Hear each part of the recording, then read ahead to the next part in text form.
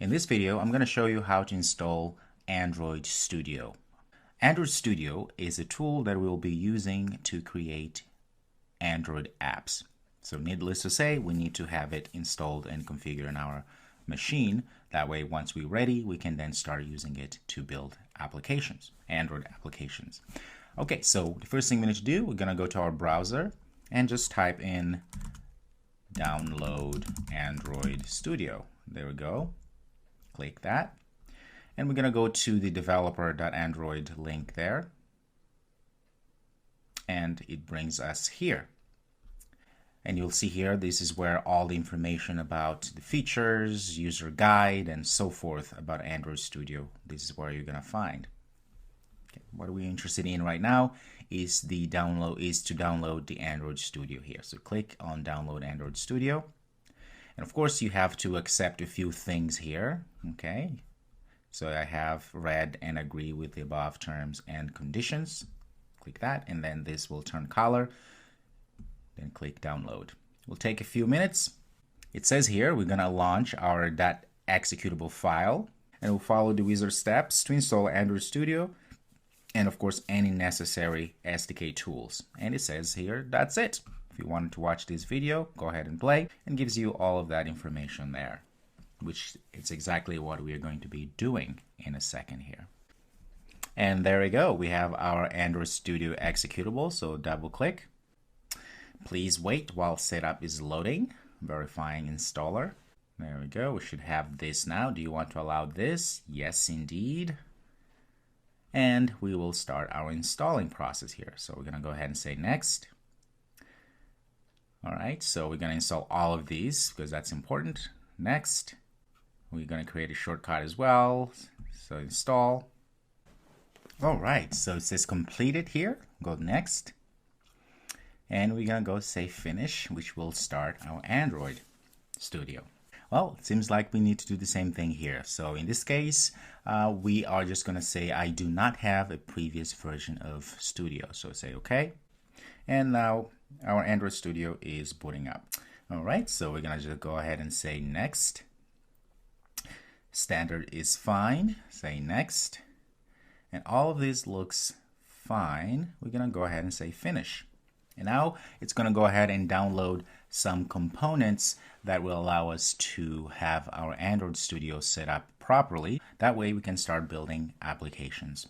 All right, so as you can see here, all these components were downloaded. Next thing we're going to do is just say finish.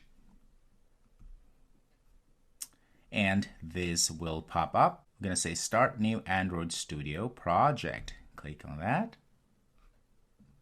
And there we go. Okay, so what we're going to do, we're going to give a name here, say application name. We're going to say hello Android. And for a company domain here, this is fine. And we'll talk more about this as you progress in this course. But for now, just leave as it is.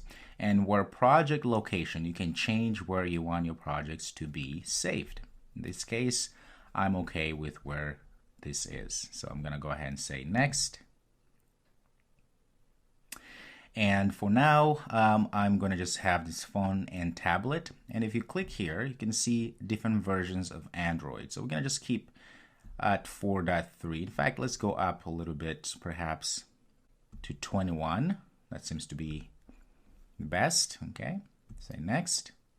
And the moment you say next, it will go ahead and install a few other things that it needs in order to run that version of Android. And then we're going to go ahead and say next again.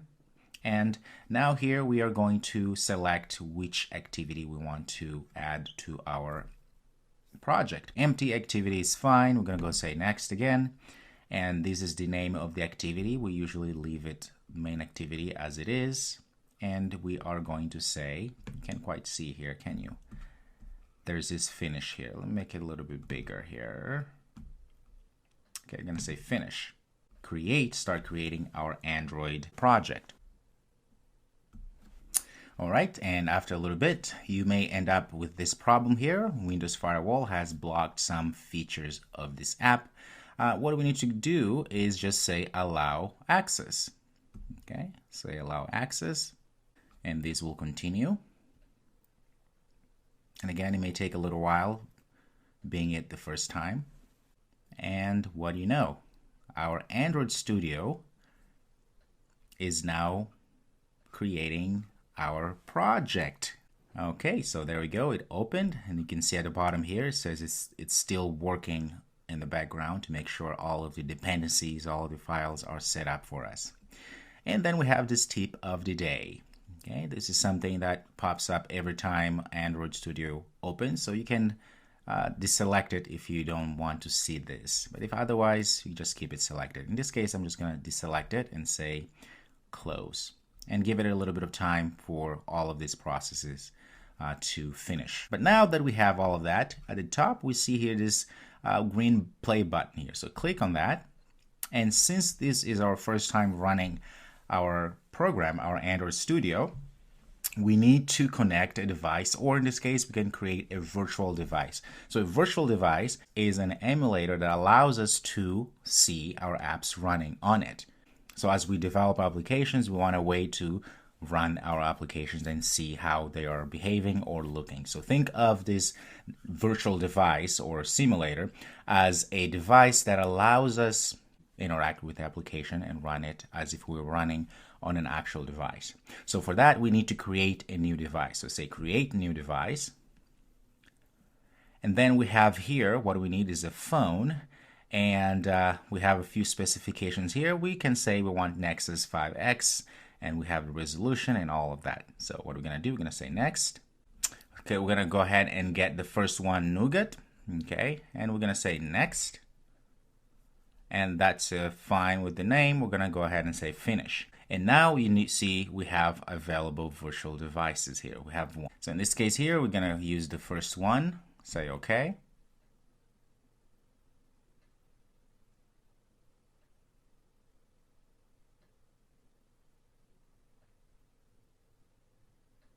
So one thing we need to do here is let's go to our Sdk Manager, this button at the top. Click on that. It brings us back here.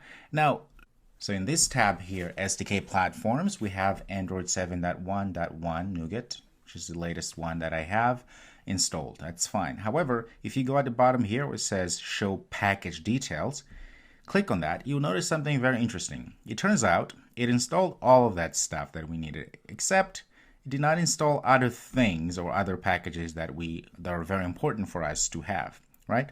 So what do we need to do here? Let's just click on all of these that are not installed. Okay. And we are going to install them. We're going to say OK. And we're going to apply. So what this is going to do is it's going to go ahead and install all of those items that we don't have. They will all be installed, which is very important. Okay, so say next. And it may take a few minutes, so we're going to wait for that, and then I'll be back once all of those are installed. Now, as you can see here, for me, it failed because it says that there's not enough space on my disk. In your case, you should have enough space, and just let it install all of those packages, and once it's done, you should be able to run your emulator. Okay, the most important lesson here is that you always want to install everything, right? As I showed you here, I'm going to cancel this because it's not going to do anything. You always want to, whenever you install a certain package, in this case 7.1.1, you want to click Show Package Details, so that way you can click on all of the other ones that are very important for us to be able to run the applications, if that makes any sense. That's very important, which also means if next time you want to install the 7.0, which is a lower version, make sure you show package details. You click on this so you are able to click on all, select all of these in middle inside as well. Okay, same with other ones, always. That's very important. All right. Okay, so at least in this video, I was able to show you how to create a project. And I apologize, my Windows doesn't have enough space here, so that's the reason why I'm not able to install all of the other packages. But you should be able to do that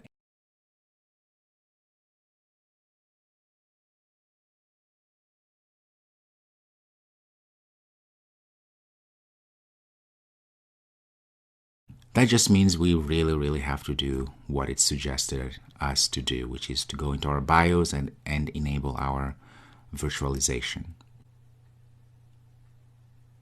Okay, so let's do this. We're gonna go open put MS Info 32 to open up our system information for our system, right? So what we're gonna do, we're gonna go to the bottom here where it says, let's see, it's all in Portuguese, I apologize, but it's the same thing. Hyper-V virtualization enable firmware. It says no.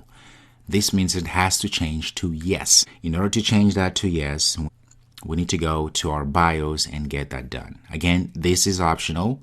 Only do this if it's necessary. Okay, so I open my computer here. This is my computer. What you need to do is hit Shift and keep holding Shift and restart your computer. Okay? And then you're going to have this here. What do you need to go to the solutions. I know it's in Portuguese here, but it should be some solution to the problems. And this happens, and you want to go to advanced options. Click on advanced options, then you go to the configurations firmware UEFI. Okay?